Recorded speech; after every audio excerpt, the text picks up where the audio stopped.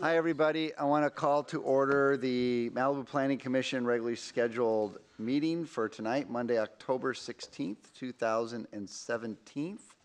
Can we have roll call, please? Commissioner Jennings. Here. Commissioner Mazza. Here. Commissioner Euring. Here. Vice Chair Marks. Here. Chair Pearson. Here. You have a quorum. Thank you very much. Pledge of Allegiance. Jeff, would you like to lead us tonight? Please rise, place your hand over your heart. Ready, begin. I pledge allegiance to the flag of the United States of America and to the republic for which it stands, one nation, under God, indivisible, with liberty and justice for all. We learned it in elementary school. Very good. Well done.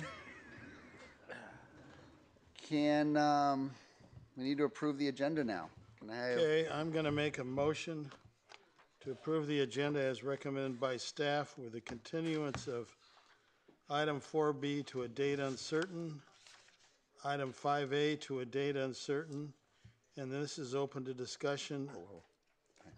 What? Okay, I was just catching up. Okay, and item 4A, I'd like to continue to the next meeting because of the lack of time to review the staff report claimed by an attorney in a letter.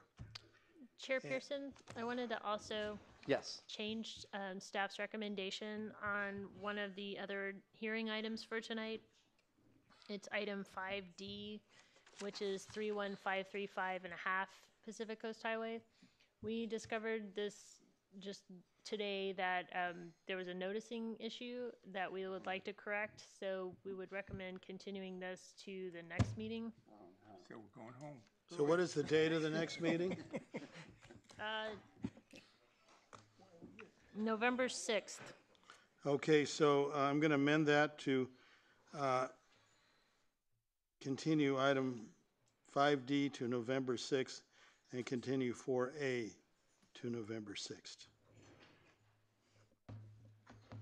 Okay, so there's a motion that involves staff's recommendation, but with the addition of continuing 4A at 20272 Inland Lane. Is there a second on this? I'll second. Okay. You know, the only thing I would suggest is that you might want to leave 4A to come up in its regular order so that the two sides can argue about whether a continuance is appropriate or not, rather than doing it without discussion, because I don't know, people may have feelings about it one way or another. Well then, Trevor, will we have to hear the whole item?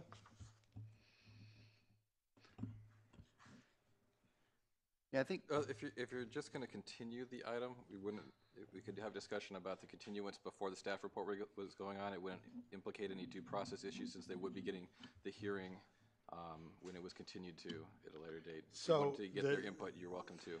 But we could ask one representative from each side to discuss the continuance?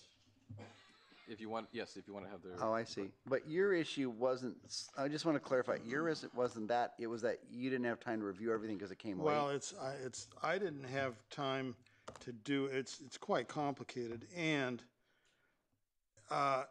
anybody who received the supplemental had 2 business days, including today, to review it and comment, and I think that's cutting it awful short. They had Friday and Monday. Okay, so you're not feeling prepared either, though, right? I just want to make sure I understood. But Okay. a good part of my motion is fairness of a notice. Okay. So in that case, do you still want Jeff had a point about some discussion, or do we want? We could ask people if they wanted to speak. Yeah, you could have them speak on the item now if you Oh, want. they could speak on it off the agenda. Just about whether the continuance. No, you could ask about now to talk about that item. Right, during public comment. Actually, during Yeah. the agenda. Oh, during the, okay. Since they probably provided a notice that they wanted to speak on this item, it would be appropriate to have them speak about the continuance. Okay. So that would mean we So hold then off we the hold vote on off this? on voting on this until we let the public comment on the continuance only, though, not, are we On not the agenda. discussing the actual agenda item? You have your choice. Option A is approve it,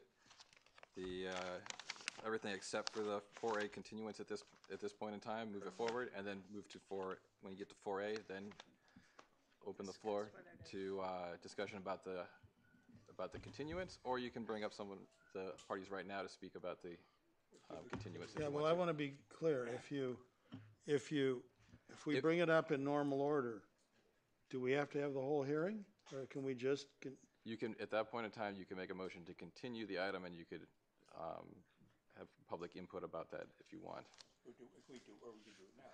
Well, I mean, 4A is almost the next item coming up, so it's really not a big difference. It's the Trevor, first- could we have that discussion now? If it's limited to the continuance, then it would be appropriate to bring them up to discuss the continuance at this point in time. Okay, I would like to do that now, and then we don't have to make everybody sit around till 4A if there is such the motion passes. Okay, this is a first for me. I've only been doing this like 6 years, so let me make sure I understand. So we're not voting on a motion on the agenda at all. We're going to have anyone who wants to discuss the continuance on Yeah, this they'd be item. commenting on the agenda, they'd be commenting on the agenda item. On the agenda item, but not the agenda specifics, just the thought of The continuing it. continuance. So, Does everyone understand that? yeah, Just the timing, What's that? just the timing. They're just talking about whether to have it Whether it's tonight or appropriate to later. continue it, or they want to comment on that. Okay, then before we get to that, do we have any speaker slips on 4A? well, what would that do? Or you would just ask if anyone would like to be heard about the continuance of 4A. Okay. Would anyone like to be heard about the continuance motion of 4A? Okay, we have one person. Are you up two? We have two. Do they need to put in speaker slips? Yes. Okay, you the guy- stood up first. You're welcome to come up, and then maybe just either fill out one for Kathleen or let her know which slip is yours already. 3 minutes? Yeah. 3 minutes. And give us your name. Yes, good evening, Chairman Pearson, Vice Chairman Marks, and other members of the commission. My name is Joshua Hopstone. I'm an attorney for Hawk Wong, who is the northerly neighbor immediately adjacent to the property that is the subject of this application. I requested a continuance for a couple of reasons. First and foremost, the limited time that was available to review the substantial material released in the initial report 10 calendar days ago, and the supplemental report that was released 4 calendar days ago on Thursday after business hours had closed. My client has a geologic engineer who has not had an opportunity to weigh in at all on this new material due to the limited time, and it is a significant and technical issue. There are several technical issues before this commission. This application has been years in the coming, and we've had just a handful of business days to respond to it. We've done the best we can without the benefit of input from a technical expert, and I would sincerely appreciate the additional time to prepare. I think the commission would find that it would be to your benefit as well to have additional expert commentary on the material before it. Thank you. Okay, am I allowed to ask him a question during this process? Sure. My question to you would be, I saw your initial continuance letter before the supplemental, so that's a separate subject maybe. Are you aware though that's the initial agenda came out in the normal time schedule on these types of projects? Yes. Okay, I just want to make sure if you're aware of that, and I gather there was ways to see some of this data in advance, right, as far as the geotechnical? Yes. Yes. Okay. All right, thank you very much. Thank you. And Norm?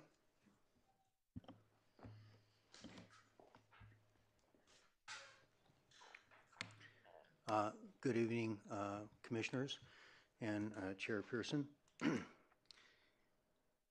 This project's been continued a number of times, and we have done a great deal of work in analyzing the issues involved.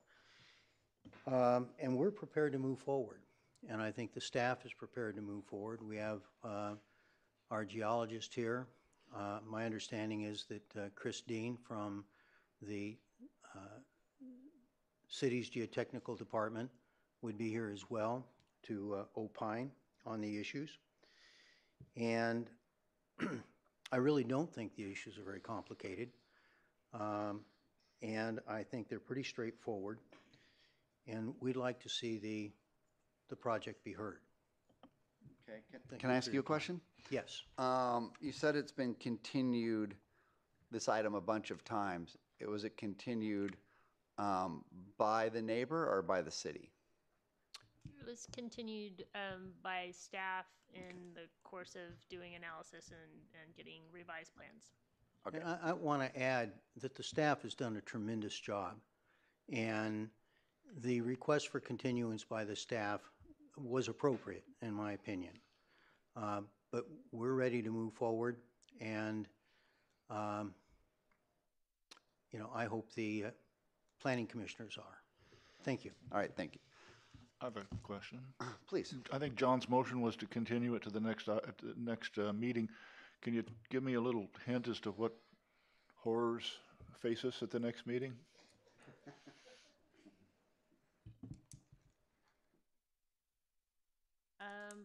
We do have a very full slate for you. So some of the things would probably have to be moved. It would just, shift things down like dominoes. Yeah.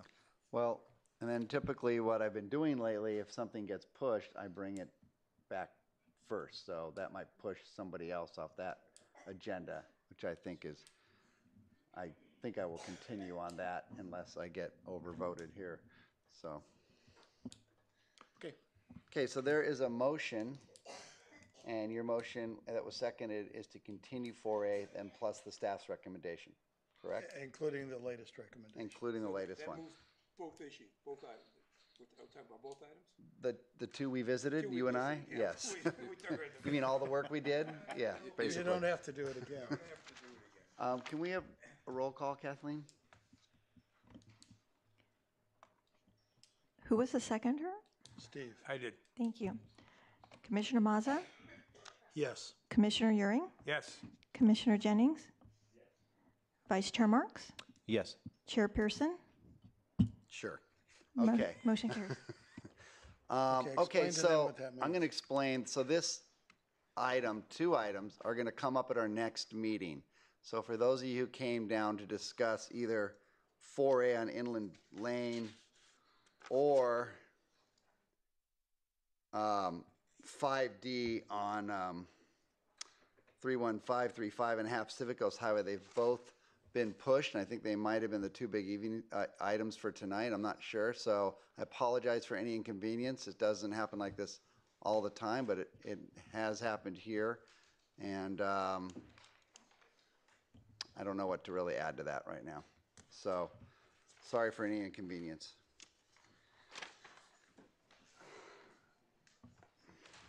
And seems like a number of people want to leave, so I'm going to give them a moment.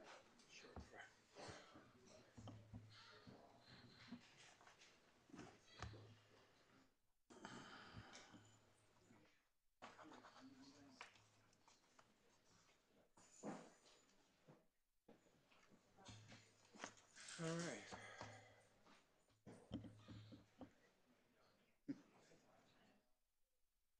Got your Dodger outfit on there, I see. Oh, no, and your Yankees and your Dodgers. Nice. Oh, little bi-coastal going on there. I like it. Ask him to go outside. Okay, if I could ask everyone who is planning on leaving to please exit, and I once again apologize for any inconvenience. We're just trying to get it right as best we can.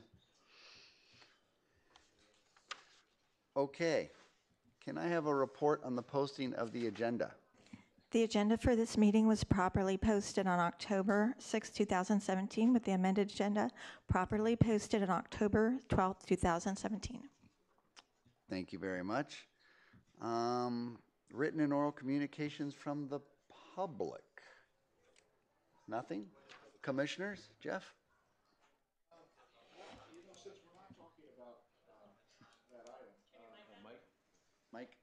since we're not talking about that item, there is one enormous peculiarity that shows up in that case that I just want to mention, and the fact that our code apparently does not allow you to get a demolition permit unless you're going to build something back. In other words, if I wanted to go buy John Mazza's house and turn it back into ESHA, I couldn't do that. And it's a bizarre reading of, I know that I've gone over this with Bonnie. She feels that that she's bound by the language of the code, and the only thing I can come back with is that under the police power, whatever we do, whatever restrictions we impose, has to have some rational relation to some proper governmental purpose, and I can't imagine what the proper governmental purpose is of allowing development only to go one way. In other words, not allowing it to be undone. That's just a comment, but we're never going to reach that point because in this case, the application was accompanied by an application for approval. Yeah, though he did attempt to have a permit to do the demolition a number of years ago and couldn't get it. So, can I ask staff, Bonnie, is that going for an LCPA? That is in the municipal code, so we would not have to deal with the LCP on that particular issue. Okay, is the city council going to consider it? It hasn't been brought up to be considered, but it's something we could propose. Can And I have a consensus to the planning commission to have you ask them? Sure. Because it makes no sense. Yeah, it's a no-brainer. Yeah, no, and in a case where someone was going to demolish a house and if you wanted to restore ESHA, then the restoration of ESHA would be the substitute, or the proposed plan.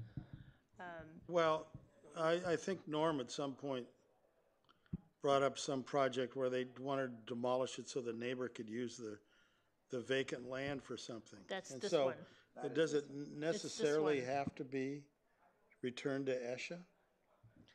What happens if hasn't been any, say Point Doom? You want to tear something down. There hasn't been ESHA there for 50 years. Part of the issue with this project and when proposed demolition has been brought up on certain other projects that have a CDP where the applicant isn't ready to proceed with the rest of the development is that it potentially has the effect of commencing the development such that the CDP would never expire. And so that's part of the issue. That doesn't make sense. Can't we put it in the municipal code that CDP is We a could coastal? probably address that in the municipal code. Here's the issue for me on it, and as I remember, and Norm can correct me if I'm wrong, that property, it's a little more cleaned up now. It was, the first time I went out there, it was dangerous. I remember there was, I don't know if it was rebar or broken walls. There was something there that was not safe and clearly accessible by kids and animals and all that. That to me should be a reason enough in my mind, but clearly not in the code. Well, let's say you've got a guest house and you're tired of having your kids live in the guest house, and you want to get rid of it. You want to tear it down and just not have a guest house anymore. You're not going to make any other changes. You ought to be able to do that. Yeah, and I would agree that you could do that.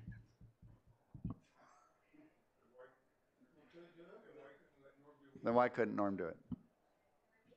There were just in reading the code closely, there are ways to secure the property that wouldn't require the demo. There's also grading that's involved. Since you're pulling out a whole foundation, there's slope stability problems with this property. This was not just, if there was something simpler to be demolished, that would be more straightforward. But the slope stability issues on this property, the several hundred cubic yards of grading that was going to need to be done,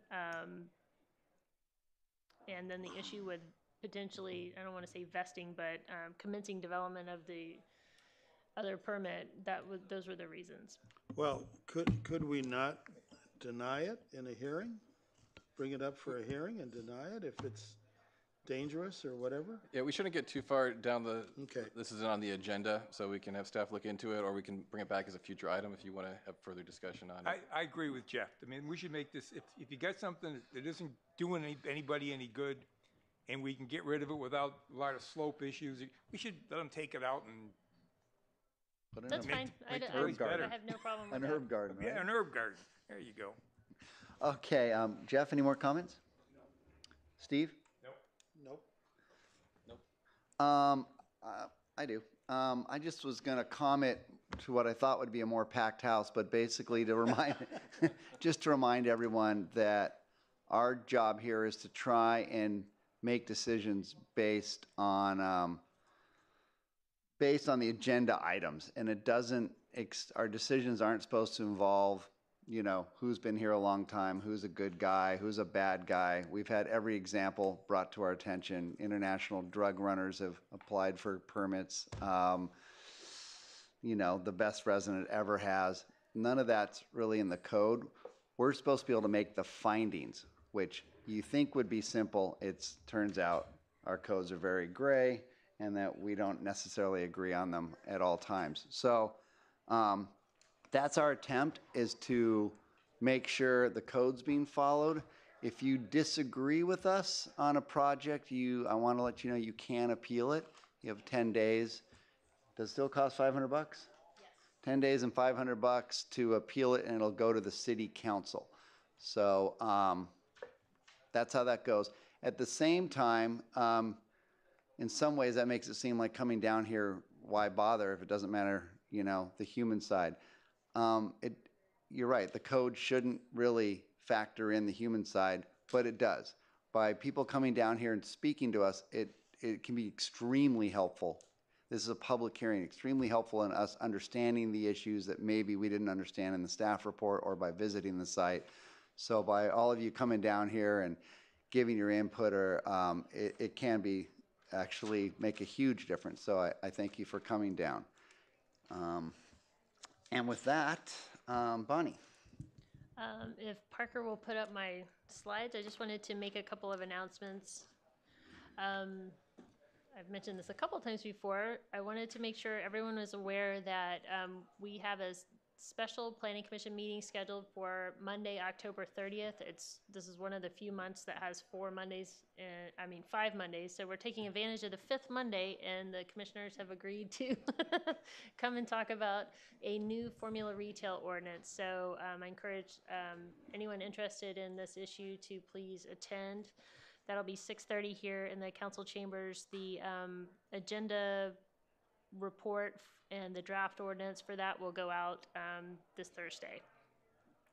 Second, the city council will be talking about CDP expiration at their next meeting on Monday, October 23rd. And then next, on November 13th, the city council had requested that staff come back with some additional information to continue with their discussion of neighborhood character. What we are proposing to do is, and we've heard back from some of the planning commissioners, and I'm going to encourage the ones that we haven't heard back from to let me know if you would be available to be part of a joint meeting with the city council on this issue. The meeting would start at 4:30 on Monday, November 13th, just to discuss this particular topic and hopefully get some resolution on it. So I've heard from 2 of you. If the other 3 could let me know, that would be awesome. And then finally, we have a couple of noteworthy things coming up on your agendas. One of the things for your next meeting on November 6th is going to be the ordinance that the City Council Subcommittee Zoracis looked at last week on marijuana delivery and cultivation, and also this new recreational use. So that ordinance is going to come to you all on November 6th, and then on November 20th we'll be on November 20th we'll be bringing a new ordinance on short-term rentals. And that concludes my comments. Ask a question on the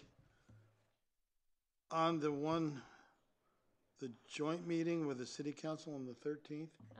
Is that also a city council meeting? Yes, it's the regular, the special joint part of the meeting would start at 4:30, and then once that's concluded, the regular city council meeting would pick up starting at 6:30. And then we get to leave? Yes.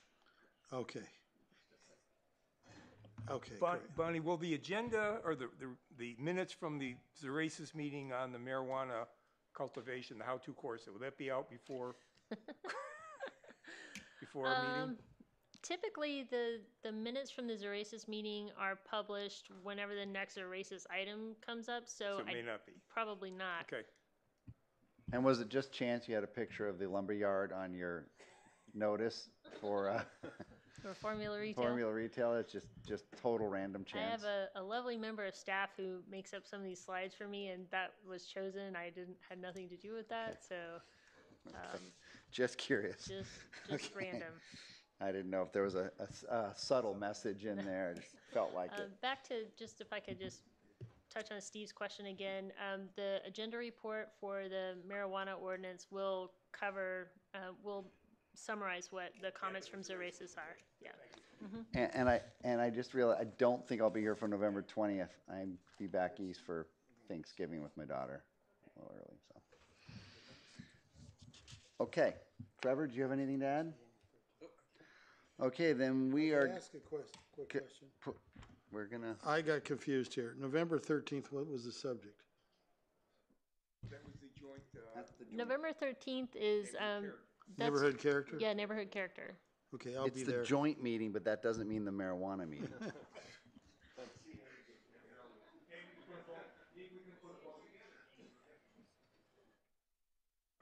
Can we move forward?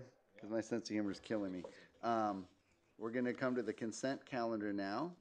And does anyone wish to pull anything from the consent calendar? I'd like to pull 3B2. Okay, 3B2 is pulled. Anything else? Okay, and then so we have 3B1. Need a motion on that? I receive and file 3B1. Let's approve the minutes. Approve the minutes? Approve the minutes. I'll second. 3B1. All in favor? Aye. Okay, that is done. We're on to 3B2 then, extension of coastal development permit number 105-190, variance number 08-010, and site plan review number 08-005. An eighth request to extend the Planning Commission's approval of an application for the construction of a new single-family residence and associated development at 5744 Trancas Canyon Road. May I have a report, please? Yes, thank you, Chair Pearson, members of the Commission. Item 3B2 is the 8th CDP time extension request for 5744 Trancas Canyon Road. The CDP number 05190 was approved by the Planning Commission on May 20th, 2008. The approved CDP application included a variance for Zone C fuel modification to encroach into ESHA, a site plan review for heights exceeding 18 feet. The CDP and first CDP, 4 CDP extensions were granted to the previous property owner. The current property owner purchased the property in July of 2013. The current applicant has submitted plans to building safety for the new single-family residence, grading, and retaining walls. The approved CDP consisted of a new 5,915 square foot, 2-story single-family residence, including a 1,218 square foot, 3-car garage, swimming pool, retaining walls not to exceed 6 feet in height, new septic system, landscape and hardscaping, and 982 cubic yards of non-exempt grading.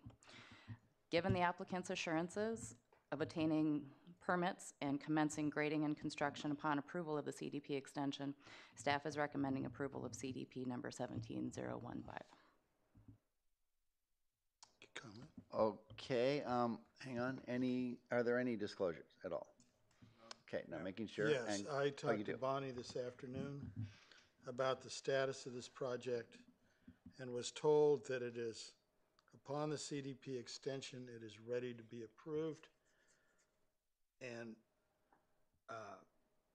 that's why I'm going to make a motion that we approve this, except change. Hang on your Okay. motion though, please. Yeah, Hang the- on. Oh, public hearing. Did you have a question? No. Okay, that was your disclosure. So, okay, does anyone have any questions on this item? I believe the applicant is here. Okay, I'll get there. No questions at this point? Well, I could ask staff, or I could ask the applicant. The real question is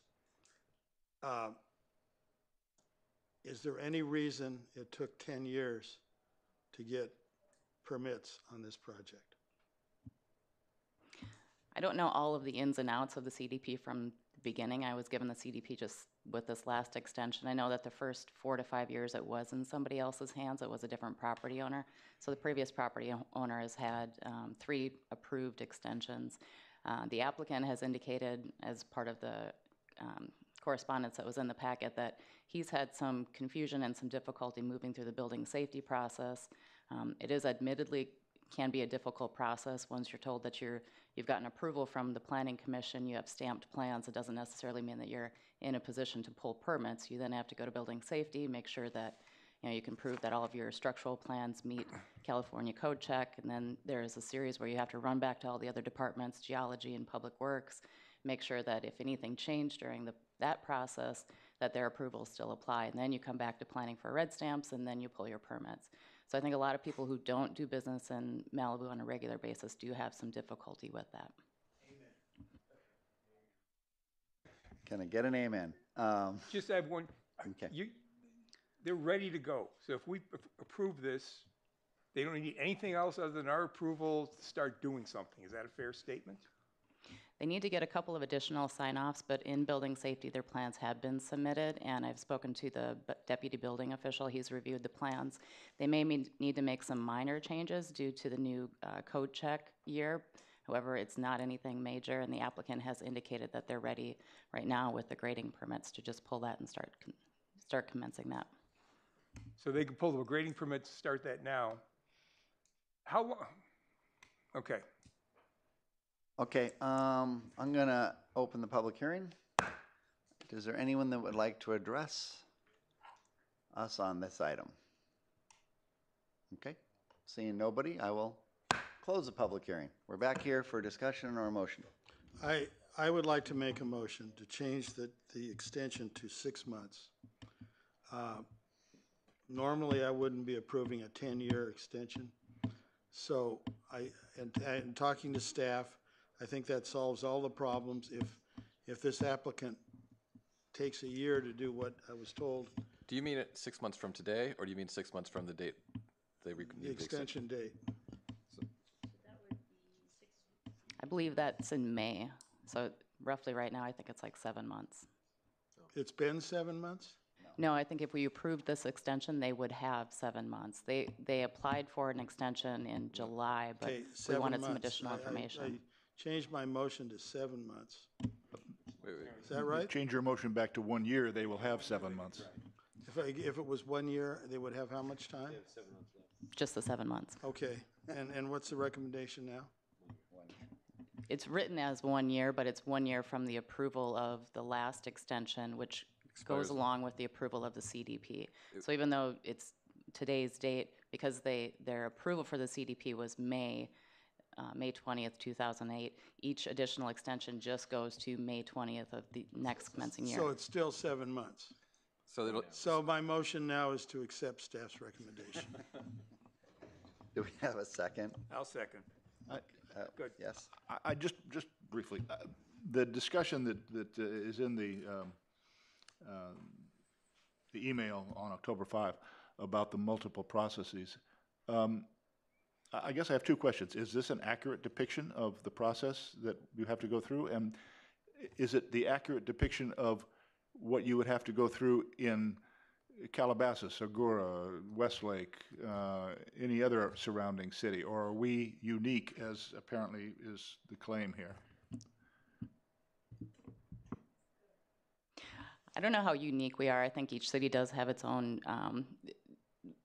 hoops that they have to jump through, but we have heard from several people who don't do business in Malibu on a regular basis, or this is their first time or their second time, that there's a lot of hand-holding on staff's part with applicants and property owners to try to shuffle them through the system. There are a lot of steps, and a lot of times there is confusion as to, I've gotten my approval from the Planning Commission, you've given me a stamp on my plans, why can't I just go get my permits now? So there's a lot of explaining that has to take place. Well, I'm going to bring you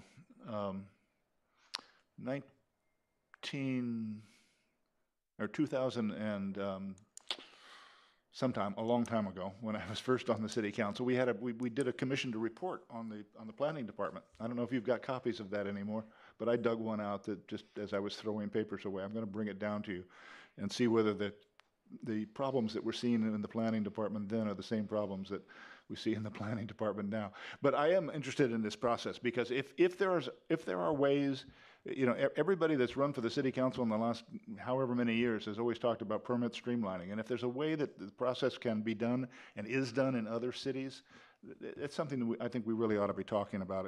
It's not our job to do it, but it's something that maybe we can bring it forward to the attention of the city council.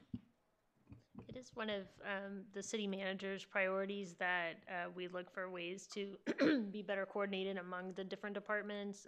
When it comes to getting from planning commission to your building permit, you do have to go, applicants do have to go through all the departments. So it's not planning always that's the holdup. It's getting through, you know, geology and everybody else as well, environmental health. A lot of preliminary stuff is done. There's more front loading, as you know, to get even to the planning commission, but there is still a step to go from the planning stage approval through the building plan check and all the structural and all that kind of stuff. Well, I can remember from years ago, I mean, and going through this myself, that you do go to, you put your plans into building and safety, and you get them back, and then oops, now you got to go back and give them to somebody else. And we used to, I'm sure we still do have contract plan checkers. That's right. At Wildan or wherever, and you never know what plan checker you're going to get, and then they come back and they've got some changes, so it has to go back and start over again and go through the whole process, just as he describes here. So if there are ways that other cities, other governments have managed to short-stop that process or cut down the amount of duplication, I think it's something we ought to look into. Okay, there's a motion on the table. Very short, if I may. Okay? Two things. I was at the Zeraces meeting when you guys did a presentation regarding cutting down the amount of time or the number of extensions people can get. And I guess this is a textbook example of why you made that presentation, right? I mean, just so for that's worth. And to go back to Jeff's point, you know, and I've not been doing this long enough to give you an intelligent feedback, okay?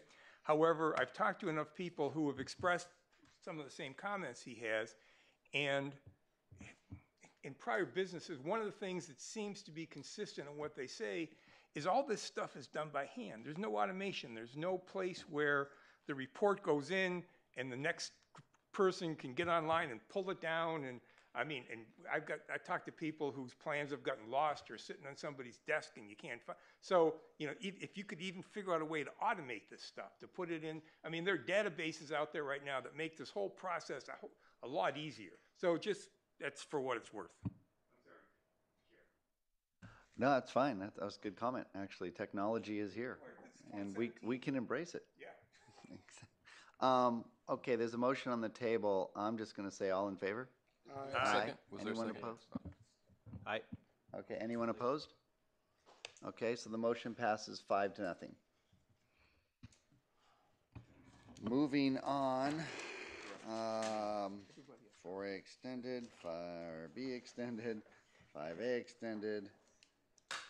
Oh, item 5B. Where are we now? 5D? Yep. Amend the La Costa overlay district map to redesignate 3816 Paseo Hidalgo Street. Can we have a report, please? Good evening, Chair Pearson and members of the Planning Commission. What you have before you this evening is an amendment to our overlay map as it's portrayed in both the local coastal program and then also in our Malibu Municipal Code. The parcel highlighted in red is the subject of this change to the maps. And what you can see there as well is if you look north is where you see vicinity map and aerial, the words there, and south would be towards the ocean.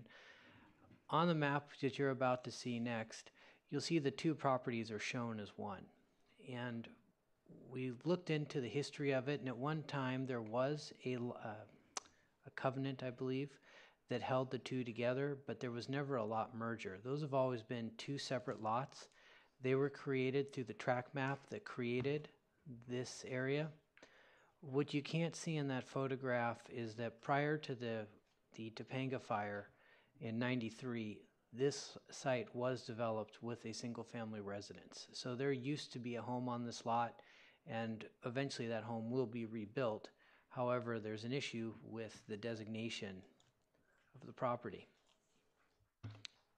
In the La Costa overlay map, and that's what you're seeing a section of in this slide here, the parcel on Rambla Orienta and the parcel that's the subject of this application, Paseo Hidalgo, is shown as one property, which is incorrect. It's two separate lots.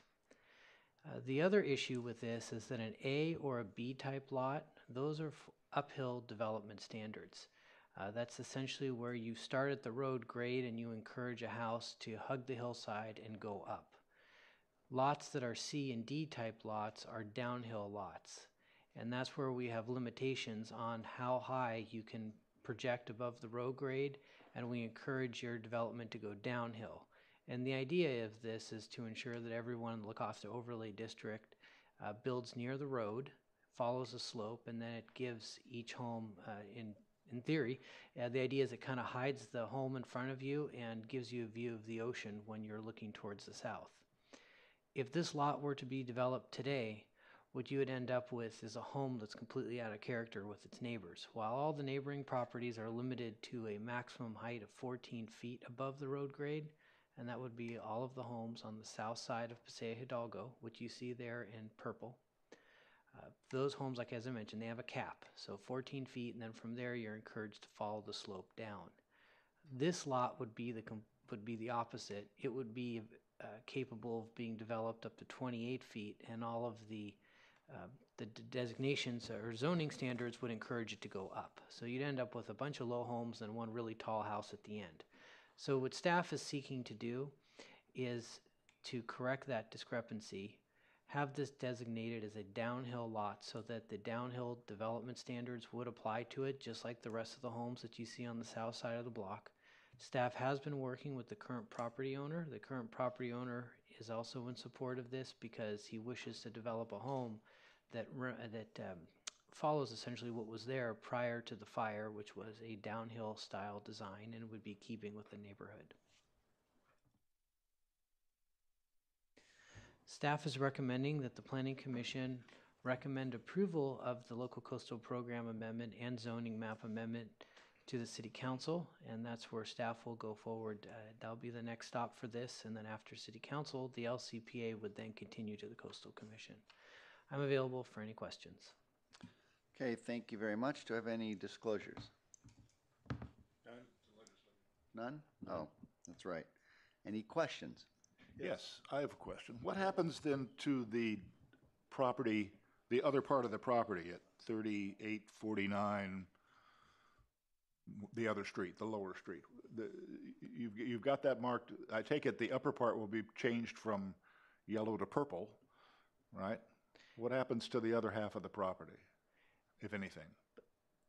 A and B are both uphill design standards, and in speaking with the planner who's currently working on that project, or a project on that site, the current standards would allow for the development to be similar to the neighboring properties since they're all uphill. So it would be, and I'm sorry if I didn't clarify this before, the whole thing would, that whole yellow area would not turn to a downhill lot. We would put the property line in, we would leave the bottom lot with its uphill development standards, and it would just be the top portion that would be a downhill development standards lot. John? Does that mean that it's an A or is it a B? The bottom portion will remain A, which is an uphill development identification, and the portion that's the subject of this will be identified as a D, or downhill. Okay, now the lot to the west, what designation is that? The western lot It's not color coded. The one okay, so next to it the is east. That particular one is outside the overlay district. So That there lot's is no designation on that. correct. That would fall, if it were to be built on, my understanding is that there are geological hazards that preclude that, but it would be required to follow the city's municipal code and LCP. Okay, second question is, you mentioned a covenant that ties the two together. What is the status of that covenant? Are there two projects going on here or one? There are 2 coastal development permits that have been submitted, one for each property. A previous property owner had a legal, through paperwork, he had tied the 2 properties together. My belief was that at one point he was thinking of designing one home. It has been sold. After the fire, the property was sold, but they were never merged together. So currently their status is they are 2 separate lots. They are not tied together or held together. They are individual pieces of property. And as I mentioned, because of their creation through the track map and also in the fact that the lot that's the subject of this had a home on it that was permitted, it is a legal lot. But is the same owner on both lots? Yes, that's correct. And how did that owner get rid of the covenant? The owners here this evening, they could explain that process to you in better detail than I could. But it's been legally expunged? That is correct. Okay. Any more questions? Okay, then I'm gonna open the hearing. Oh, wait, you were thinking about it. Yeah, just on the slide again, everything not with color, without color. If the slide you're on before is probably better. Can none of that be developed out then? So there's no issue of those other properties kind of. It's not that they can't be developed; they're just not included in the overlay. Right. So they could be 28 feet. I mean, I'm just wondering, are we gonna? Just the standard development standards the normal development standards would apply to them. I mean, if there are geologic issues or something like Richard mentioned, that's a separate matter. But they're just not included in the special standards that are part of this overlay. Thank you. Okay, gonna open the public hearing. I see we have one speaker, Michael Barmas.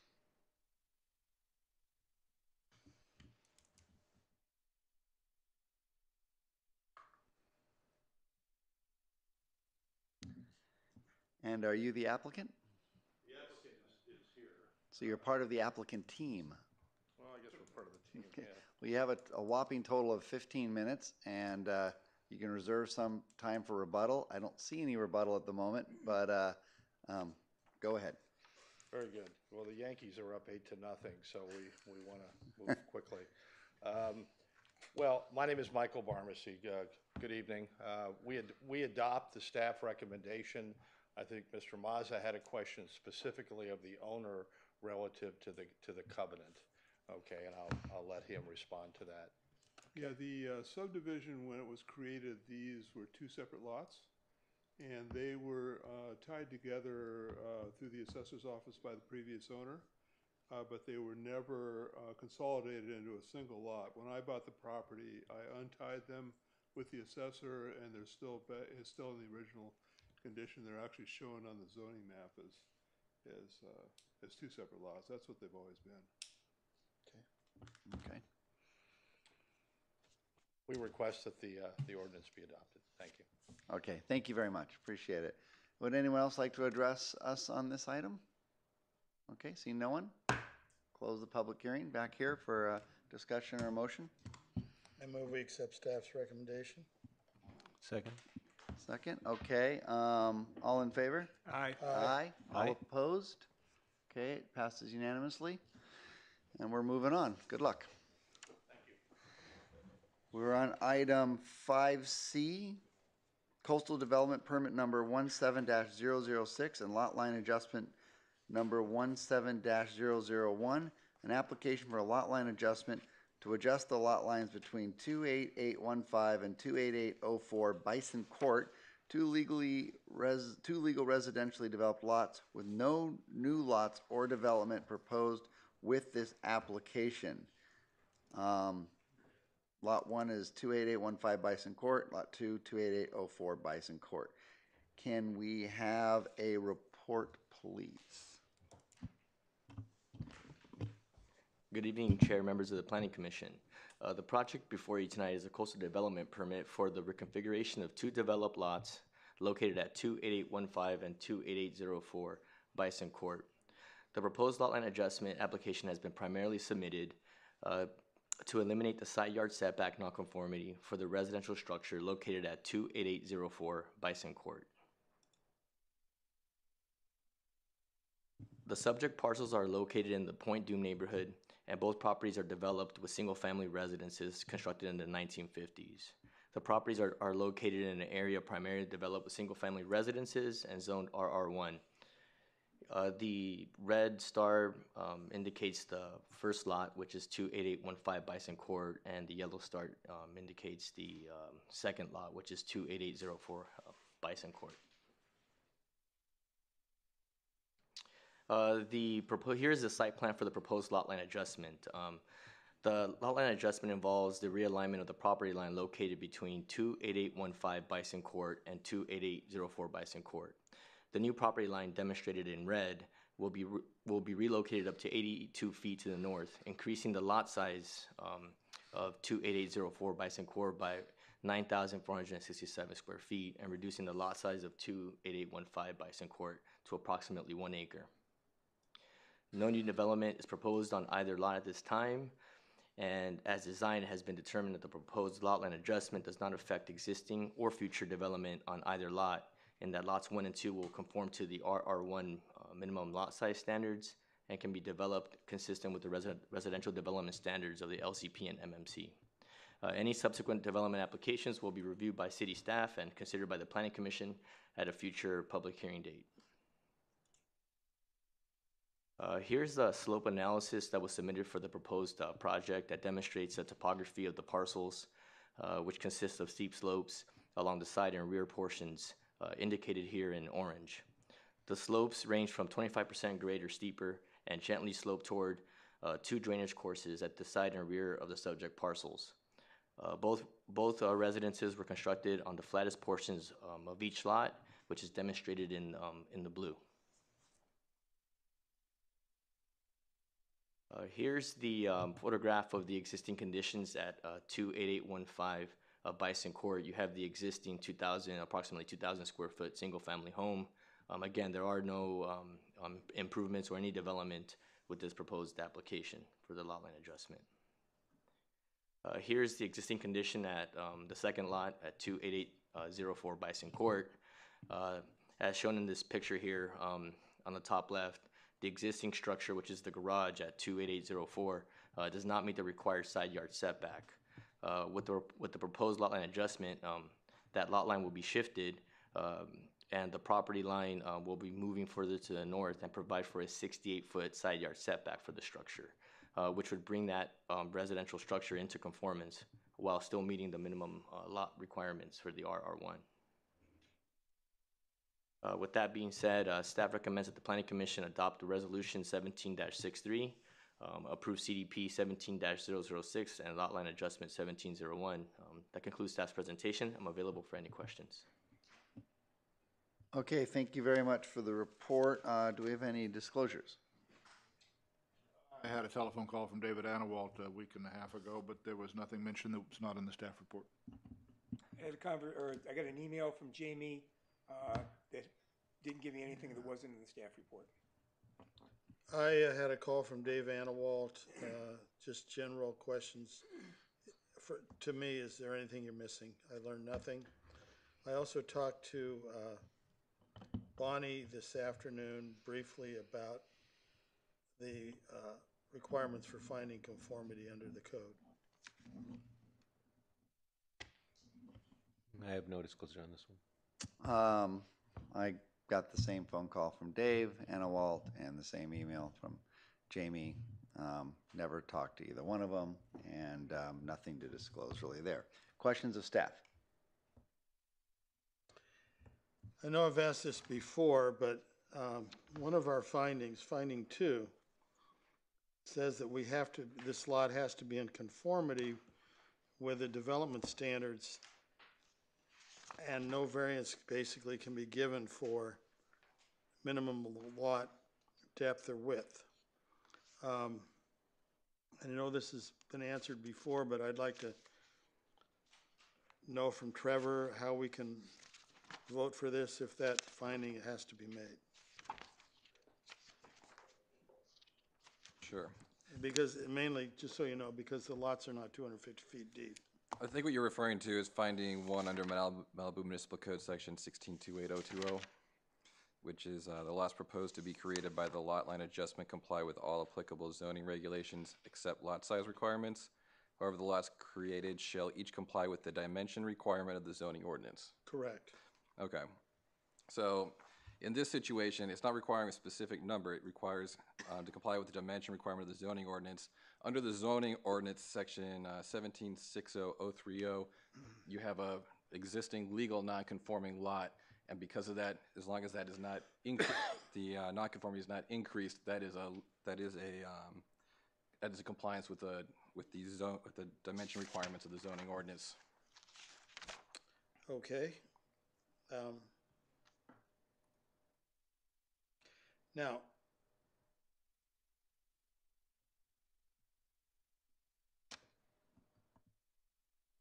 you're right. Okay, it didn't increase. No, I know what you're saying. I'm just It's on checking the tape, he code. said you're right. I would appreciate it if we'd put something in the staff reports when we make a finding like that, Yeah, we can do that. that says you don't have to mean what it says. I don't think it's going to say that, but I get your point. Any other questions? Okay, I move the item. Well, slow down. Oh, I'm sorry. He's so excited. I thought we had it okay, I'm already. gonna open the public hearing. Jamie Harnish for questions only. Any questions of Jamie? Anyone? Anyone else wish to address us on this item? Closing the public hearing. Back here for a motion. I will move the item as recommended. Second. All in favor? Aye. All opposed? Okay, unanimous decision there too. This might be a first. If we can get through the whole meeting and be unanimous, that'd just be incredible. Moving on. 5D's better continue. Hang on. Yep, 5E. Rezone APN 4452-05-029 from public open space to commercial visitor serving 2. Visitor serving 2, sorry. And APN 4452-005-031 from single family medium to commercial visitor serving 2 at the Malibu Beach Inn. Can we have a report, please? Yes, good evening, Chair Pearson and Commissioners. Staff is presenting a project to rezone parcels to correct a designation error in the general plan, zoning map, and land use plan for 2 of the parcels that make up the Malibu Beach Inn. The Malibu Beach Inn is a hotel located at 22878 Pacific Coast Highway, and it spans 3 parcels. Just for the ease of abbreviation, I'm going to refer to them as 029, 030, and 031. The hotel was permitted in 1987 by Los Angeles County and the California Coastal Commission. The 3 parcels were zoned general commercial in county maps at that time. In 1995, when the City Council adopted the general plan, 2 of the hotel parcels, 030 and 029, were designated as CV2, Commercial Visitor Serving 2. The hotel parcel on the right, however, at 031, was designated as Single Family Medium, SFM, presumably since multifamily residential development is located immediately to the east. Since the general plan land use maps were not parcel specific, the error wasn't discovered until they were overlaid digitally on the city's graphic information system. Also, when the City Council adopted the parcel-specific interim zoning map in 1993, 2 of the hotel parcels, 030 and 031, were zoned CV2. But the parcel on the left at 029 was instead zoned open space, and this likely occurred due to the parcel being used for parking for the hotel and it's being adjacent to the pier parking. The open space zoning designation for the parcel at 029 was carried over into the city's LCP, land use map, and zoning map. The proposed amendments would correct inconsistencies between the local coastal program, the zoning map, and the general plan related to the zoning and land use designations for the 029 and 031 parcel. The amendments are consistent with the longstanding hotel use on the property. Staff is recommending that the Planning Commission adopt resolution number 17-70, recommending that the City Council approve the proposed amendments. And with that concludes staff's presentation, and I'm available to answer any questions you may have. Thank you very much for your report. Any questions? John? I read the CDP for the hotel from the Coastal Commission, and it's an old one, but it was kind of convoluted, it didn't make a whole lot of sense. But one thing it did is it said that 20%, only 80% of the footage can be occupied by buildings. Now, is this lot going to be available for building, or is it in fact, because of that restriction, open space?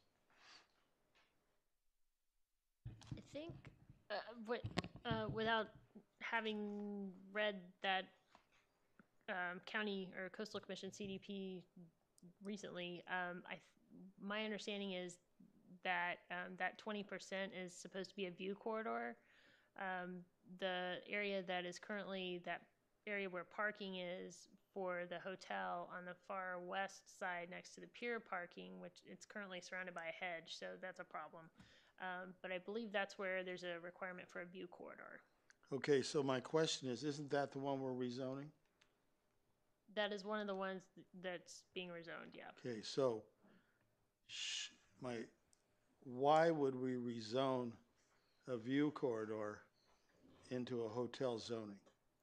It is part of it's owned by the hotel property. It's used as part of the hotel property, and that's where very soon you're going to be seeing the application for the proposed new swimming pool. So it is part of the hotel development, and that view corridor condition will be implemented as part of this new construction. So, as I understand it, you can build a swimming pool in a view corridor, you just can't have a wall around it. You, under our current, actually that's something we'll have to look at, if there's a restriction not to build a structure there, because a swimming pool would be a structure. The way our LCP reads is that you can have a structure within a view corridor as long as it's no higher than the adjacent street. So it gives people some ability to use land that's providing that ocean view, as long as what's in there doesn't stick up above the street. Okay, just so you know, it's on page 9 of the Page 9, okay. 87 CDP. So even if we rezoned it CV2, it's essentially can't be anything that's a structure. It'll still have to follow any condition that was part of that original coastal permit. Okay, so is this the optimal zoning, or should it be some other zoning? It's part of a commercial development. That's why it's proposed to be zoned for commercial CV2. Okay. Any other questions? Okay, with that, I will open the public hearing. We have one speaker at the moment, and that would be Norm Haney.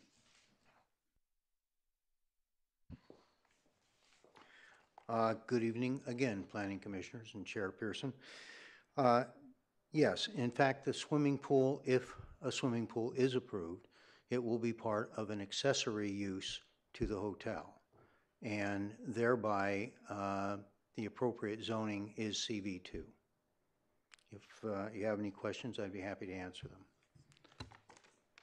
As long as it does not interfere with the view corridor requirement. Thank you, Norm. Would anyone else like to address the commission on this item? Okay, seeing nothing, I'm closing the public hearing. Back here for a motion or discussion. I move staff's recommendation. And Jeff, are you seconding it? Okay, all in favor? Aye. Aye. Aye. All opposed? Another unanimous decision. This is like I feel like we're bowling. It's like all strikes. It's amazing. No, it's the only thing we have left is receive and file, so we made it. But we may not agree on adjourning. It could be that. Okay. Okay, now we're on to item 7A, project square footage data for site plan reviews. May we have a report, please? Oh, you're giving us the report. This is exciting. It's a big moment. So as a result of of your request on September 18th, staff did some research on different sources of data to address the square footage of surrounding residences. That was your specific request. So we looked at 4 different things that are summarized in the staff report. One source of data is obviously building permit and coastal development permit and just any permit information that might be available for a property. There are pros and cons to all of these. The permitting option, researching permit records, is probably the most reliable in terms of being able to confirm what's lawfully allowed to be on a site, but it's also a little hit or miss depending on the age of the development on surrounding properties, as you all know. Since the city only took over permitting authority in 1991 for building permits and even more recently for coastal development permits. So, so that's that. What's probably the easiest source of information and possibly the most consistent would be the Los Angeles County Tax Assessor's website.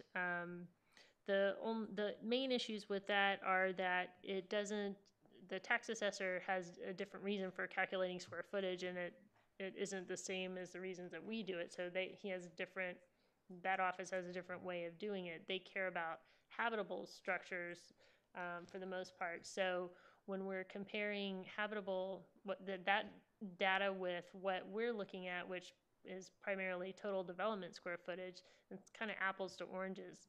I guess the upside of that is that we could make an estimate of a project's habitable square footage and then look at that, look at the habitable area as determined by the assessor for properties in the area. That information's easy to get. The other option we looked at are online services that have become available in the last few years, like Zillow and Redfin.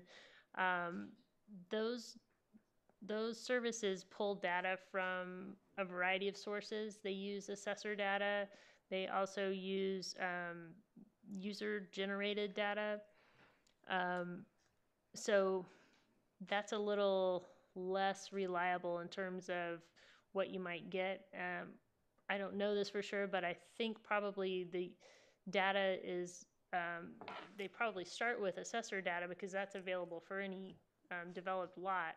And then if a property is listed for sale or something like that, that's probably when you get someone putting in user-generated data because they want there to be more complete information about, the bedroom count and the bathrooms and everything that's on the site. So those sources are easy to use and easy to get that information, but it gives you kind of a hodgepodge. And then the other thing we looked at is that the city GIS system can be used to, basically just estimate square footage based on the roof line. So you would just draw a polygon around the roof. What that doesn't take into consideration is whether if something is 2 stories or split levels. So you'd have to know either through a site visit or using bird's eye aerial photos, kind of where there's a second floor. So that would be more for like just double checking something. You may also not be able to tell whether something was actually legal or not in that way. So those are the main sources of information that would be available in order to provide this square footage information. And I guess I'll leave it there at this point, other than, as we discussed earlier, the City Council will be taking up further discussion on this topic on November 13th. And that concludes my report. Thank you. Before we do a question or anything, let's hear the public speakers and then we can discuss. Okay. So I'm going to open the public hearing, and we have Beatrix Zelinkas. Thank you for coming down, and worked out well. You didn't have to wait all night. I know. That's The a crowd too. to. It's not like every real estate agent in Malibu tonight. Yay. Good evening, commissioners. My name is Beatrix Zelinskas, 28315 Via Acero. I would like to comment on the staff reference in the report to the property at 28405 Via Acero and the reduction in size on that project. That project was reduced not only for the sake of better conformance with the neighborhood character, but it was also reduced because the way it intruded into the public views as viewed from public view sites, and it also blocked solar access of the downhill neighbor, their solar system. So there were several reasons for reducing that, and the reduction did improve both the intrusion into the public view site and did eliminate the blocking of the sun. And also, just in light of the horror that's happening in Northern California, I'd like to remind the commissioners that we rely on them to safeguard not only our quality of life in relation to new surrounding developments, but also our very safety. Past experience with fire here shows that the most densely developed areas are the areas that sustain the worst property loss.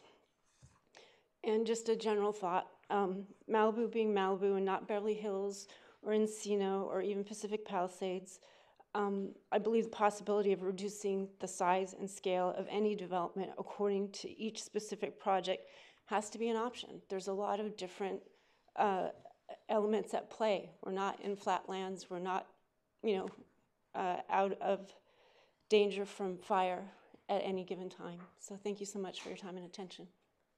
Thank you very much. Would anyone else like to address the commission on this item? Norm? Come on up. Again, thank you for the opportunity to speak on this issue.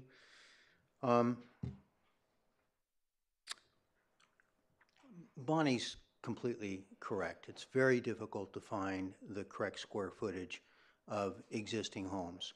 Some of them were built in 1940, 50s, 60s, 70s. The tax assessor doesn't include the garage, just habitable space. And many times it's inside wall to inside wall, when in fact, the way Malibu does it for residential, it's outside wall to outside wall. It may not seem a big deal, but the walls are 6 inches thick. And when you start adding them all up, they add up to a substantial square footage. In addition to that, Malibu also includes covered patios and any overhangs that are greater than 6 feet. If you have an overhang that is 6 feet, they don't count it covering your patio. If it's 6 feet 1 inch, they count the whole thing. So, and the county doesn't count it at all because it's not habitable space. When it comes to can I read my writing here? Building permits, many people, because taxes are based upon the size of your house, and also the cost of the permit is based upon the size of the house. So many people just throw out a number that is 15% smaller than it actually is. It's not checked. You pay for your permit, you build your house, and your property taxes are lower, and the cost of getting the permit is lower. Notwithstanding all of that, it's still the best source that we have. You just have to make adjustments to how Malibu does it versus to how the tax assessor does it. And you have to be very cautious that the building permit is not always what's out there in the field. Thank you for your time. Okay, thank you, Norm. Would anyone else like to address the commission on this item? Okay, see no one. I'm going to close the public hearing. Back here. Okie dokie. So Bonnie, what are you going to give us when we look at these plans? What information are you going to provide us that gives us the perspective of what the houses in the neighborhood look like? If you would like to you can tell me what you would like to have. I mean, we're the staff, and so if you want additional information in order to be able to make a decision, we'll do our best to provide that. As I've mentioned before, the quandary that puts me in is that there's not a specific code or standard to point to that says what we're supposed to do with square footage information. So, and that's, the question that I asked the council, and they did not direct us to do any particular thing differently. So hopefully we'll get somewhere with that on November 13th, or else they'll just say, no, we like the development standards we have. But if you would like us to provide assessor information for surrounding properties, we can do that. But even with tonight's agenda, you can see how the two items that we didn't hear on Inland Lane, I think you had asked for information about just the properties to the west. So that's, people have pointed to the neighborhood standards methodology for, 10 properties or within a 500-foot radius, but that if you're looking for things that are similarly situated, that's different for, Right. All different neighborhoods. So Look, I don't think it's going to be perfect. I mean, here's my takeaway, that we're never going to get information that we can say is 100% accurate. It's not going to happen. Right. But, I mean, we're supposedly smart people up here. So if somebody says, here's the information you have, and here are the caveats that we should be aware of when you look at this stuff, I think we can we can use that to make intelligent decisions. Yeah. We're not looking at if the guy's building a 3,500 square foot house in an area where the average is 3,000 square feet, we're looking at the ones where the average is 32 and the guy's building a 9,000 square foot house, right? Mm-hmm. So we just need some way to sort of be able to deal with that. So I'm happy with the assessor's data with whatever caveats you want to put around it that say, here's what it looks like. I can use that to make decisions. That's fine. I mean, each of you has the discretion to determine of course, we're just talking about the projects that have site plan reviews and minor modifications where this neighborhood character finding comes into play. I mean, we're going to continue to, if it's for height over 18 feet, we're going to continue to talk about how does that height over 18 feet, that's how I feel that our discussion should be oriented. How does that affect the neighborhood character and what people experience driving down the street or living next door to, and that sort of thing. But we can provide the habitable area from the assessor's data. Work. And this is just one man's opinion. When I read, the Coastal Commission did us a favor. When they passed the LCP, they said, look, guys, if you can define neighborhood character, you can use the LCP to defend your city. Right? If we had a definition of what we thought neighborhood character was, the LCP would be a tool that we could use to help us preserve that. Now, I mean, it's been, 15 years? We haven't done that. You can't go back okay.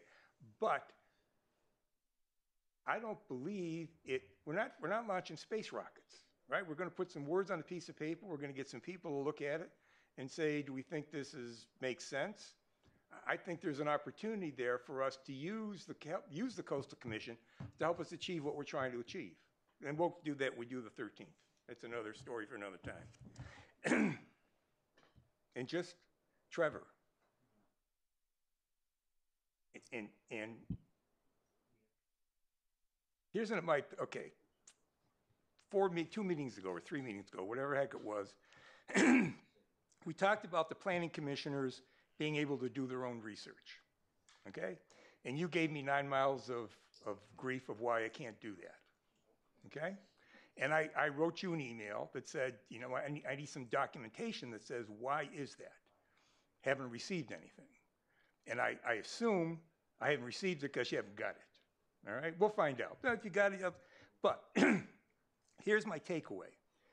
You said that we should be decision makers, not investigators. We should be judges, not investigators.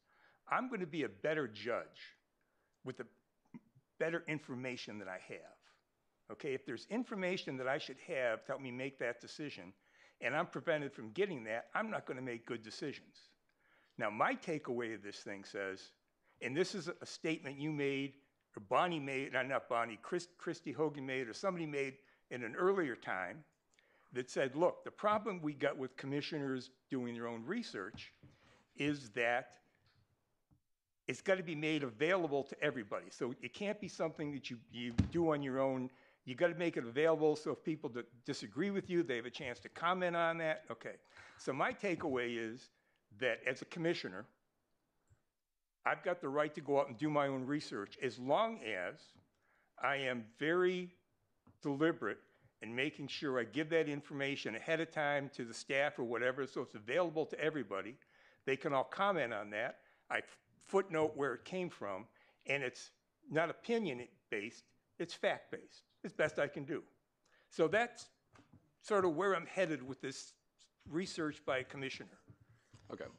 There are two issues with research done by commissioners. The first, which you have mentioned, is the fact that if you receive information and it's not disclosed and not brought out, then it's not challengeable in the public hearing, and you can have your decision overturned.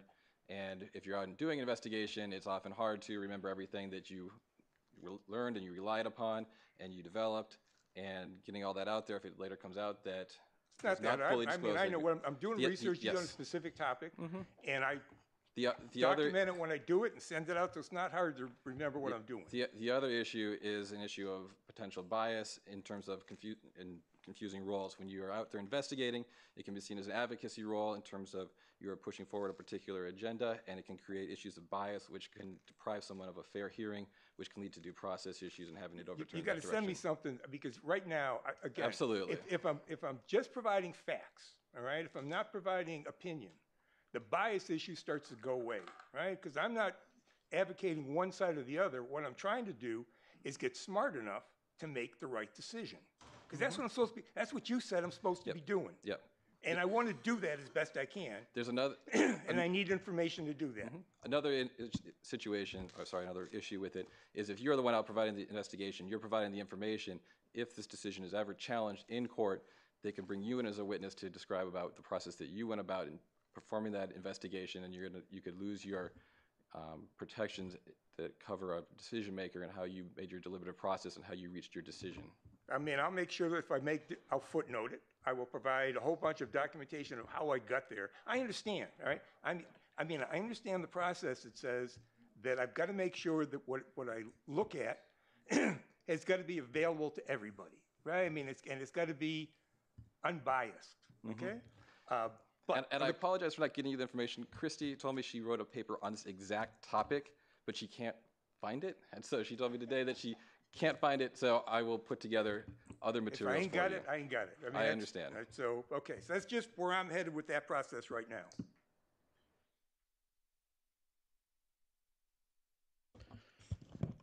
I agree with most of what Steve said. What I'm interested in is neighborhood character, okay? What are we approving and how does it change the neighborhood? And that, when I read the LCP, they include the word buildings and sizes. Okay, so as far as I'm concerned, whenever I make a finding that says neighborhood character, it includes the LCP and it includes the general plan. Okay, so I am not really that interested in whether it's 18 feet or not. You take a 3,000 square foot neighborhood and you spread a house out over 11,500 feet, it could change neighborhood character. Now, I'm also interested in the best information I have. So I would prefer basically what Don Schmitz did on the project on Canaan, where we found, yeah, they're all giant, okay? And he, in very short order, came up with some pretty good sizes. Now, I know that they're sizes you question. They're assessor sizes. They're way back when. I don't mind getting a table that says, here's the sizes we got, and by the way, these are questionable. I got a little star on them. You may have to adjust these because they're county assessor. But I don't want to eliminate Zillow, who tells me there's a 12,000 square foot house there. and somebody cheated with a tax assessor and it only shows 8. It's not. Now, I don't know the tax assessor business too much. All I know is I've got a couple houses. When I add on to them, garages and things, my tax bill goes up, okay? It doesn't stay the same if it's not inhabitable. In fact, it goes up substantially. So they're looking at I'm something. not speaking about, how they assess, they may assess your garage, but they don't list that as the square footage that Yeah, they see, show in as their I say, data. I don't know. But I would prefer a list of the best information you have, and then a significant, some kind of notice that this may not be accurate because it's old or it's this or that, just a star or something. Because I'm not looking at coming up with an exact number when I look at a house, when I'm looking at a neighborhood. I want to say, yeah, this guy's too big. It's just like the city council did. Yeah, this guy's too big. Let's look at what's around there, and this sort of is right. Now, I have to be consistent with that. I can't favor one person or other. But if I'm uncertain whether it's 2,800 square feet average or 3,000 square foot average, I think I can compare that to a 10,000 square foot house and decide, well, this is reasonable. Rather than, I don't think the 28 or 3,000 makes any difference at all in the way I'm analyzing it, because I know from what you said and from reality, they're not super accurate numbers, but they're very representative. And in the case of Canaan Road, we didn't know for sure those were 100% true, but they looked it. And by driving around, they looked it, these giant houses. So we can believe the numbers. If you get a staff report that says these are all big and you drive around and you see a bunch of 50s houses, they're not 8,000 square feet. So that's what I'm after is some indication of sort of what the size is. Jeff? You look like you had a comment back. No? You didn't look like that? Just to me. I was judging your character, I guess. Chris? I got a few. I look at this as a carpe diem issue. We can seize data if we choose. This is one stack that was created for one project, right? If you look at what's implied in this permit data, the kind of first bullet that was put together in this write-up, it's probably going to be 3 of these size binders that come out of one project that we see 200 pages on. What's available out in the industry now, companies like MarkLogic, Tivio, Solar, you can crawl all that data, basically have it available to grab only the 50, 80, 200 data points that are valuable, and then have that accessible through a regular database. So you'd be able to pull that basically on demand. So that's one thing I think the city could consider, is instead of having a process where we're saying, I've got to pull up the 15 different properties through the, I forget the name of the internal system where you look up the property information, and pull all those documents. Instead, if we set up some newer technologies to just be able to crawl that, we'd get a lot more out of the city docs. The second source mentioned was county data. LA County already has an open data project, which you can use standard APIs, these basically little programs that you grab data right from that site. In seconds, you can pull all of Malibu if you want to, every single assessor data point since 2001. That's open source, that's available already to the public. If we adjust to kind of Norm's points, of course there are differences in how the county looks at it, how we look at it. We'll just standardize across that, arrive at some kind of standard agreements and kind of how that's adjusted. And to John's points, it's a directional number. It's very precise, but it could be precisely wrong. But at least if we have rules that recognize, hey, this is a difference between how we look at it and they look at it, we just have some impartial set of numbers. I think county is a really good place to look at. If you look at Zillow, which was the next one listed, Zillow, Trulia, Redfin, I know Zillow also has APIs that'll let you see all the data related to properties. As far as some of those, they offer similar APIs to grab that data. The biggest thing is that you do get enhanced data because they start with county data, and then the owner of the property or their real estate broker typically comes in, takes ownership of the property in Zillow, adds data about the property to help influence the sale. So they'll typically put the actual square footage, et cetera, but it is maintained by the individual, so that one is inherently suspect. I think the other one, talking about the GIS aerial photos, the argument about number of stories, there's a lot of 3D imagery out there. You could go just to like a Google Maps, or Apple does a pretty good job too, and you can just kind of spin and get a sense of, okay, this looks like about the amount of that property. It's 3 stories, 2 stories, whatever. So you could get, I think that would probably be your most accurate kind of trying to get something which lines up with our numbers, with the exception of probably basements, because you couldn't really catch that up. And then next, and then just in some of the comments on the considerations in using structure size data, one comment that was made here is that the determination comes very late in the cycle. If we have kind of more automated processes or something just to be able to get numbers ahead, could the characteristics of a given process be evaluated earlier in the cycle by planning as a change in process? That might help some of the other problems we've been talking about. And then last, just the last comment, I think, related to, you know, what's the goals for giving the greater weight to the, I think the phrasing is, beneficial community to maintain conditions. You know, I think we just want to balance that against the charter in terms of, and I think that's, my main goal in asking for this, in this discussion earlier, was to really get at this. How can we cut down the cycles to get at data? There's tons of it out there. The internal city data is probably the hardest to actually get any value out of without getting a lot of, you know, churn on trying to look up documents. Through OnBase is the system. But these other systems, we can hit them now and really easy and get a baseline of information that we agree is kind of a standard.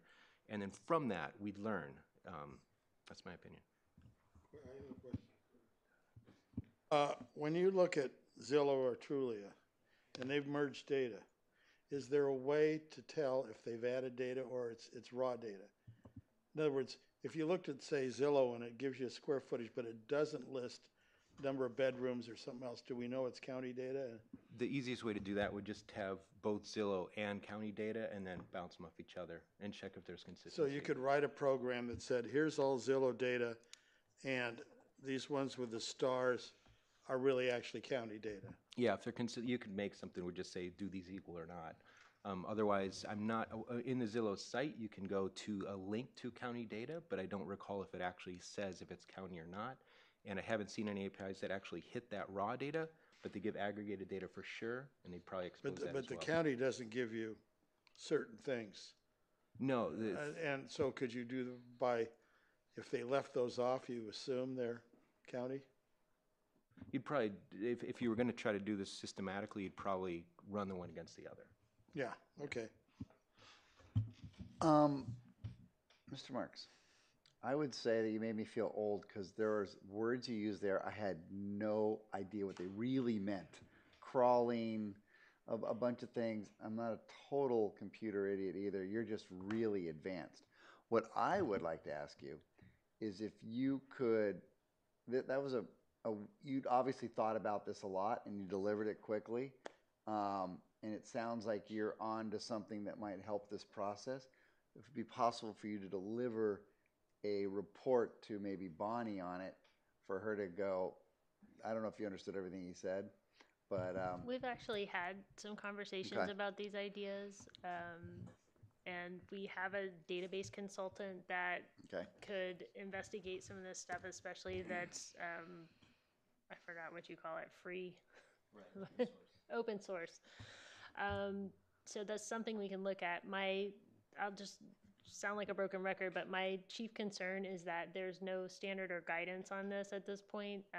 There's nothing that defines neighborhood character. I agree with Ms. Zelinskas that a lot of things can contribute to neighborhood character. The discussion here has focused a lot for a lot of different reasons, but has focused on square footage, and we just don't have a standard right now to rely on. So I'm happy to provide the assessor data for the projects that we have coming up, but I'm going to be looking for direction from the city council to further flesh out if they want us to make a change from what we're doing, and which so far they've said no. And then if we need a definition of neighborhood character, or, a written policy or an actual code change, that's, I hope, what will come out of the discussion on the 13th. Another area that I think throws off our thinking in a lot of this stuff came up with one of the bigger houses recently, and that is that we got bombarded with this argument that though the lot's much bigger, so therefore it's no big deal. But then when you looked at it closely, and these are super rough numbers, well over half of the lot was unbuildable by code. So is that some kind of information that we could use to help us? Because, again, it's apples and oranges. Well, not necessarily. I mean, the code sets forth, setbacks and height and total development square footage, and that's what determines how much you can build. I should say the Coastal Act. For example, it says you may not build on anything over 4:1 on Coast Highway. I mean, on Point Doom. So you could have a 10-acre parcel But that it has a doesn't say that 10,000 it square doesn't say foot. that you have to exclude that from it. It doesn't say you have to exclude it, but No, that's right. in my opinion, for neighborhood character, it makes a difference. Well, again, that I would suggest that that's better addressed in a code change. The code does, the LCP and the municipal code both say what to deduct from your kind of baseline lot area in order to calculate your total development square footage. So if, the council decided that it should be more restrictive and you should actually also deduct any ESHA or any the 4:1 slopes in Point Doom, or any other types of things like that, then that should be codified so everybody knows up front, and that they don't find out at the planning commission that, oh, I've been designing for a lot that I can't build based on this area. I have to scale it way back or something like that. Well, there's plenty of cases we get where we have lots that are so impaired that no matter what you did, you could not do the maximum total development square footage for the size of that lot, no matter what you did. For example, you got, as Norm always says, he's got a client with 200 acres and he gets to build 10,000 square feet. So it is something that has to do with size. And that's why, and I guess we just have to noodle it out ourselves, because what we're not after, I want to make a point, and that is that I'm not after a definition of exactly down to the square footage fits neighborhood character. I just want an idea when neighborhood character is affected enough to want to reduce the impact. And again, that's where I think if that's the direction, if we're going to relate structure size specifically to neighborhood character, that needs to be defined so that everybody knows what the target is. Is it an average? Is it within 25% of plus or minus or something like that? Because otherwise we're making it up as we go. Okay, I'm going to add to this too, because I can't help myself. It's too exciting. I mean, I think it's such an important issue, and I'm more where Bonnie is, and I think it sometimes comes down to behavior types, different personality types too, and how we process information. Some people like me, I'm much more comfortable having defined parameters, because sort of getting a general idea to me is a very slippery slope. I agree, it's a very important issue that Beatrice helped bring forward, and I think it does matter greatly to the community. But I also agree that it's tough that people don't really know what that is going into their project. And, an architect is somebody who follows very rigid codes. So generally, if something fits I don't think their personality type, their archetype is really going to get that. It's like, how big can I make it? I mean, generally fitting, you sort of said, 20, 25% bigger than the average, that's about the limit. Is that the limit? I mean, so I'm with you. I'd love to have it more defined, but that's the way I know that I work best. I like everybody, and Norm and I work that way too, so who knows, apparently. But I think the issue is incredibly important, and I agree that people going in to do a project need to have a better idea than they do right now what that is. And Beatrix brings up in really excellent points and other people, that it's not one thing always. It's right. Is it shade on your solar panels? That's a great issue that's not directly related to size necessarily. So I'm not saying it's an easy issue, but I would be incredibly more comfortable and feel better for the neighbors and the property owner if this was more defined. That's my opinion. I just wanted to comment on that, and that's the old Supreme Court statement, what's pornography, okay? I don't think it is a big imposition on it's when you see it, you know it, okay? So if it's way out of line, that doesn't make it right. And we have findings to make that says it is consistent with the neighborhood quality. And we also have findings to make that says it's not mansionization. And so there has to be, to make those findings, those are individual decisions. And I don't think I can be told that I have to make a finding because some formula said this. And that's where I'm headed. I'm not after nitpicking, but if an architect goes into a neighborhood and finds a lot where he can put up a house 5 times as big as the average, he ought to have a clue. And that should be able to codify that. That's so simple. That's what I'm talking about. Yeah, there'll be gray areas as in every single thing we do. I'm not saying there's not, but we need a little more direction here. I mean, right now we're bumbling around. We're going to sites. We actually really ultimately don't have a clue. Kind of you start to get ideas maybe, but that's a hard way to go forward. That's a hard way to operate. I think, the more we could give it shape and then continue to form that, I think it'd be better for the neighbors, the neighborhood, for us, for planning. That's my opinion. I just want to remind everybody that a lot of cities have what's called a design review board, which is exactly what that is. Well, but we don't. We don't. Jeff, did you have a comment, or are you just near the mic? You're not. I'll make them at the joint meeting, and I won't subject you to all of them now, so you don't have to hear it twice. You're a kind and decent man. Okay. With that, are we good for now on this issue? I move we receive and file.